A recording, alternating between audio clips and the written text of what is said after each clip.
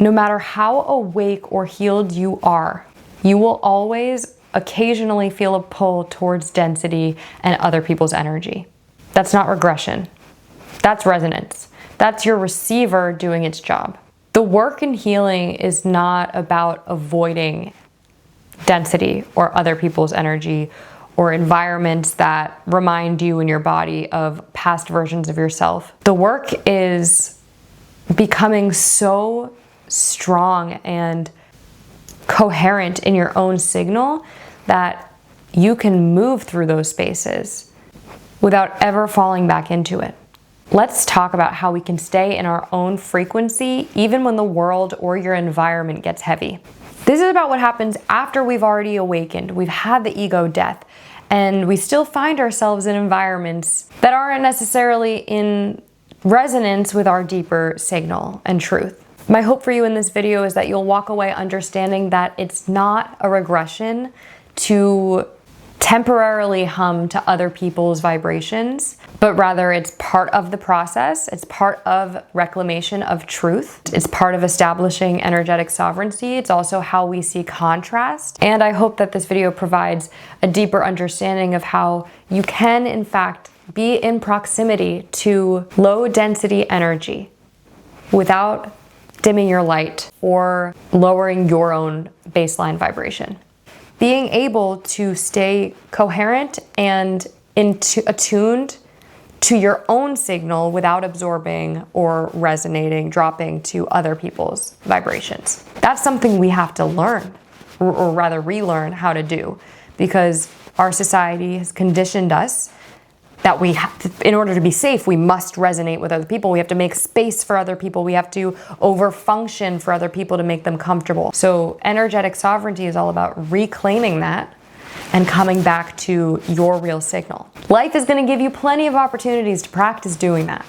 And it's probably, for most of us, especially hard to go back in spaces that do remind your body of who you used to be, because mentally, like, you can be around people and it's fine. You know who you are now. You're in a different place. Your nervous system is in a different place. You're not triggered the same way, but your body still has that kind of muscle memory where if you go into an environment and there's that familiar frequency again, and there's all those unconscious roles and enmeshment patterns and expectations, and everyone else is playing them out, doing the whole choreography, your body is going to be like, okay, I remember this. Do we do this? And your brain, this is where awareness comes in, right? We come back and we say, oh, no, body. That is how we interrupt the pattern, and that's how we reinforce our signal. And every single time we do that, it becomes stronger and brighter and louder and clearer.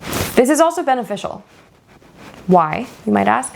Because aside from that process of truly going through the spiral and going deeper every single time you bring your awareness back into that pattern and you interrupt it and you reclaim your signal, your truth, but you're also experiencing this through contrast. Sometimes we actually have to go into these sort of lower density vibrations to, again, come back. It's almost like a micro reawakening, but these are mini pulses bringing awareness or clarity, coherence, into distortion. And that's how we rewire the systems. That's how we transcend and transform. We catalyze change in those environments. And I want to clarify that we're not talking about not having empathy. We're not talking about not meeting people where they are or being present with them. We're talking about not enmeshing, not merging.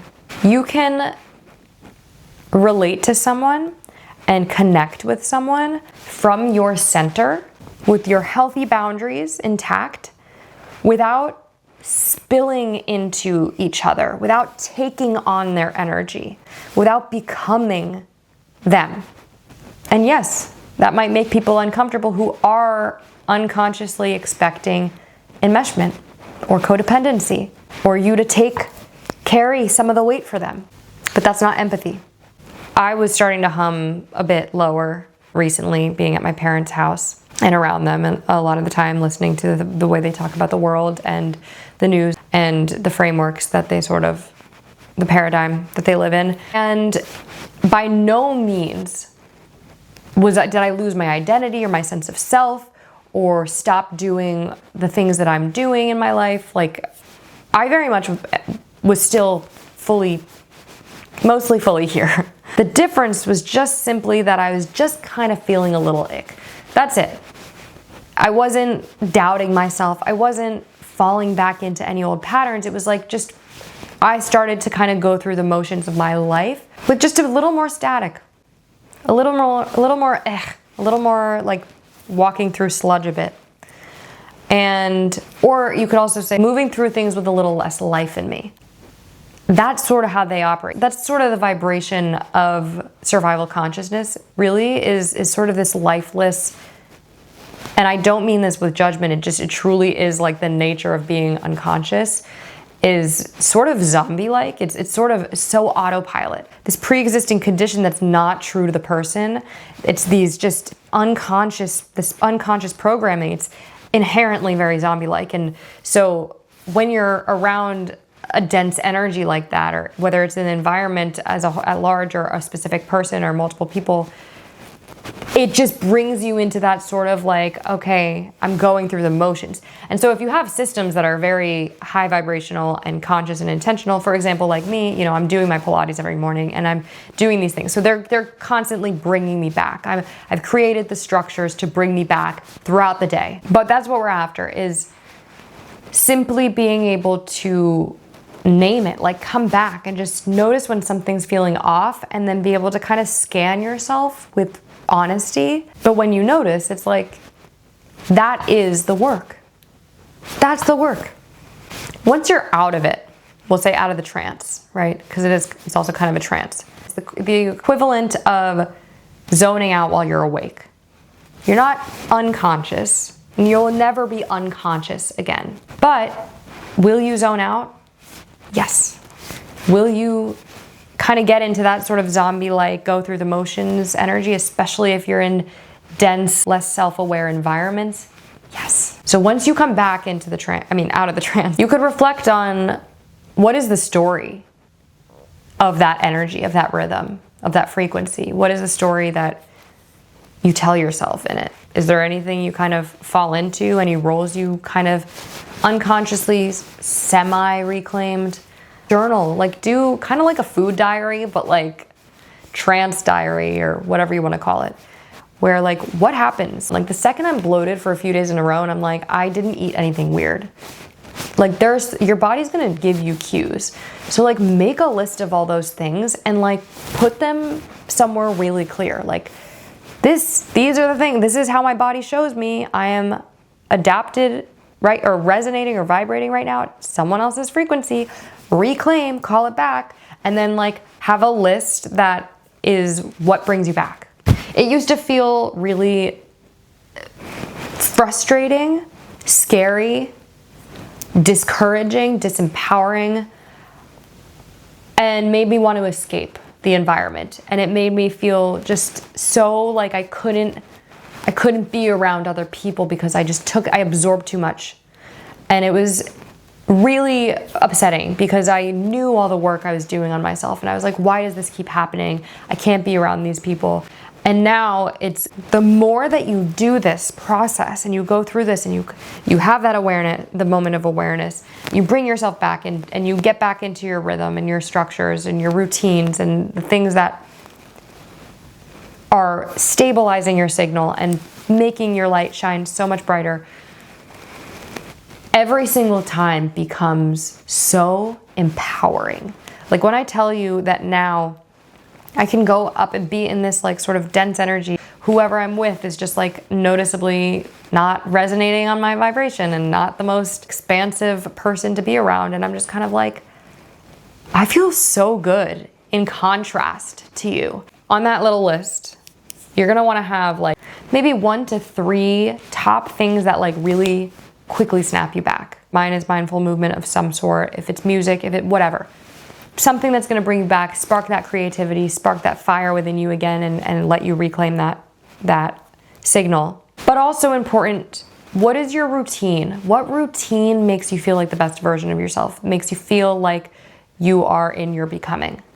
Maybe you were already in your routine. Like I said, I hadn't stopped my routine, but making sure you're committed to that routine, devoted to that routine, because that is going to keep you connected to that frequency, even if your attention is kind of temporarily shifted, or your auric field's attention is sort of shifted temporarily to this other frequency.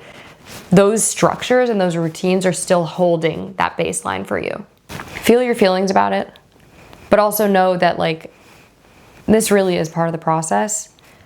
It's all about how you look at it. So try to reframe it and try to use every single experience as an experiment, as an opportunity to come back to you and stabilize your frequency, stabilize your signal, and reclaim your truth more and more every single time. And as you do it, you are rewiring your environment. You are rewiring other people's patterns by default of coherence. It's gonna happen naturally. So you don't even need to worry about doing or saying anything, but by just simply coming back to your own signal and doubling down on it. I don't like how that sounds, doubling down on it, but you know what I mean? Like whatever you need to do that comes back to you, do it. And every single time you do that, you are repatterning the whole field, not just yours. You can also do this by like setting boundaries or choosing how you show up in relationships. Maybe you used to spend hours at a time with friends and forget about your own life and your own needs. I did that. I was the friend that like, I had such bad FOMO that I like had to be in on every single social event with my family, with my friends. I needed to always be there. I would literally stay for extended periods of time, places, and neglect my own needs. And now I'm like, I'll drive separately and I'll probably leave right after dinner. And because when I show up that way, I'm so much more present and intentional and able to show up fully. That's how I fill up my cup. That's how you get the best of me. It may bring a shift in dynamics, a shift in roles, a shift in identity even for others, because it's a shift in identity for me, but that's growth, baby. And very important, ask yourself, how does the contrast amplify my glow? Because it is, and it will. Notice the difference without judgment. We're not judging anyone. We're not shaming anyone. Everyone is where they need to be. Everyone's on their own journey. But let it show you the work that you've done. Let it show you who you've become. Let it be empowering. The environment is going to be loud at times. There's a lot of density. There's a lot of distortion. But guess what? Your frequency holds. Let me know in the comments below, what is one way you can practice holding your energy today? Or how do you remind yourself that the world's static is not yours? I would love to hear from you. Drop a comment below, and if you like this video, give it a thumbs up and hit that subscribe button so you don't miss any more content like this. Thank you so much for watching. Stay connected to your signal, stabilize the field. You got this. I'll see you soon. Bye.